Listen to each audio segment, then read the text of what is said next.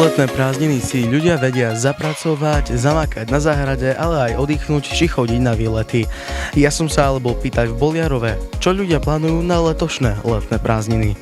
Pôjdeme na chatu, plánujem hlavne najviac odpočívať a prichystať si veci do 5. ročníka. Tu sme spravili si bazén, by som chcel ísť opekáčku robiť teraz na leto, bo budem mať 24. narodeniny, budeme 18.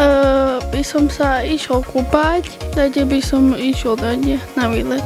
Analýzy a prieskumy z viacerých európskych krajín ukazujú, že jediné, po čom ľudia túžia, je vypnúť. Najobľúbenejšou aktivitou je nabrať nové síly, no hneď za tým následuje výprava na cestovanie, výlety alebo všeobecne čas s blízkymi alebo so sebou. Mnohí vyražajú k moru, na hory alebo objavujú nové mestá. Veľkej obľúbe sa teší aj ochutnávanie miestnej gastronómie, festivaly, koncerty či pobyt v prírode.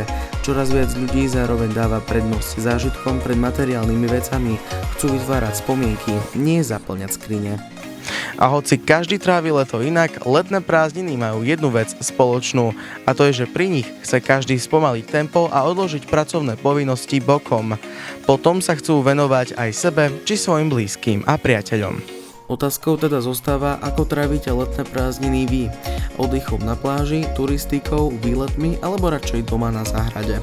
Práve leto je časom, keď si každý môže vybrať svoj vlastný spôsob, ako načerpať energiu do ďalších mesiacov.